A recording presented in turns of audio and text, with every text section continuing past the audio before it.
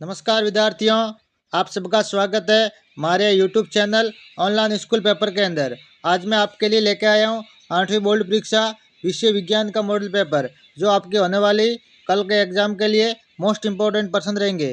तो आप सबसे निवेदन है कि वीडियो को पूरा देखें और चैनल को सब्सक्राइब करें। चलो वीडियो शुरू करते हैं। पहला प्रश्न, निम्न में से किस ईंधन का ऊष्मीयमान सबसे अधिक होता है?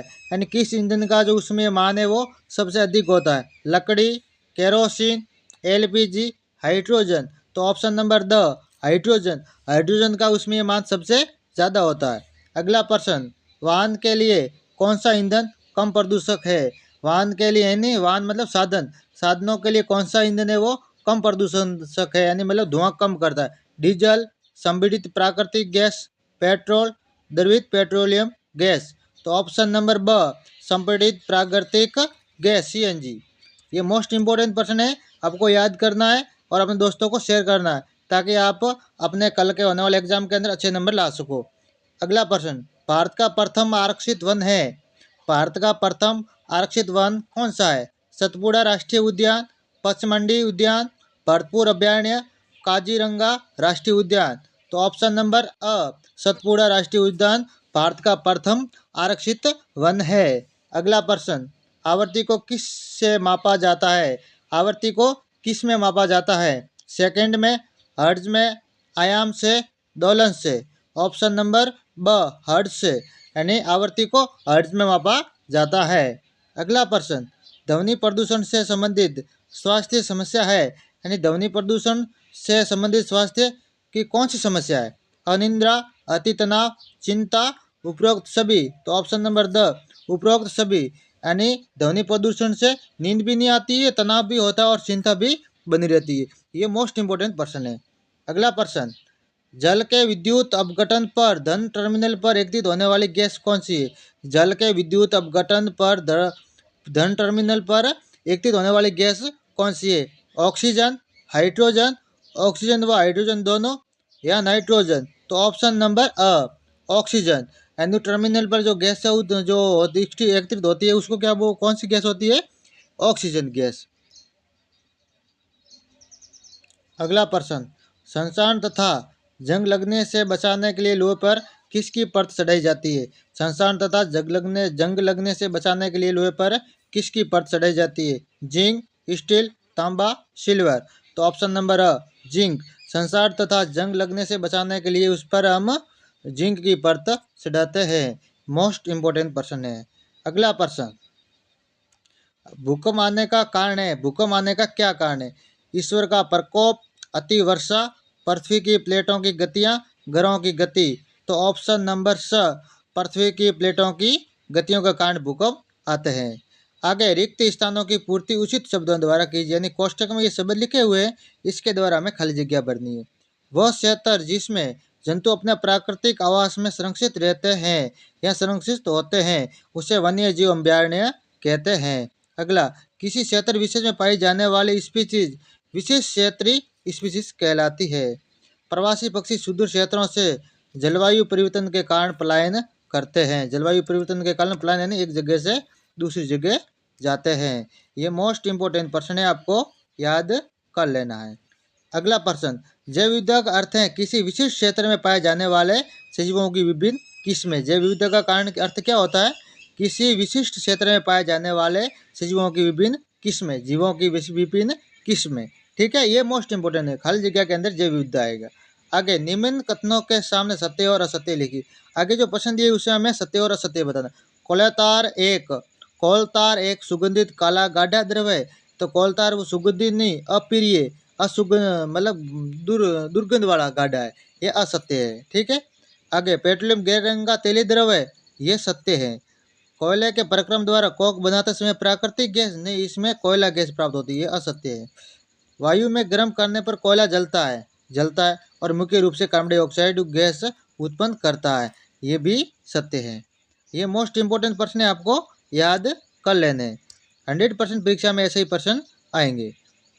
अगला प्रश्न, उर्वरकों के उपयोग से मिट्टी की उर्वरता में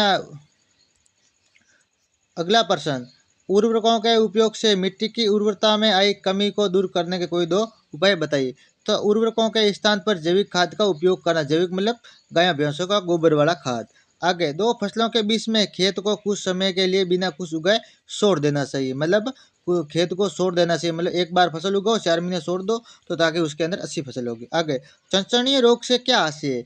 सूक्ष्म जीवों द्वारा होने वाले ऐसे रोग जो संक्रमित व्यक्ति से स्वस्थ व्यक्ति में वायु, जल, भोजन अथवा कायिक संपर्क द्वारा फैलते हैं, संचरणीय रोग कहलाते हैं। यानी सूक्ष्म जीवों द्वारा होने वाले ऐसे रोग जो संक्रमित व्यक्ति से स्वस्थ व्यक्ति में वायु, जल, भोजन अथवा कायिक संपर्क द्वारा फैलते हैं, संचरणीय रोग कहलाते हैं। जैसे कि खांसी, जुकाम, ये सब संचरणीय रोग होते हैं।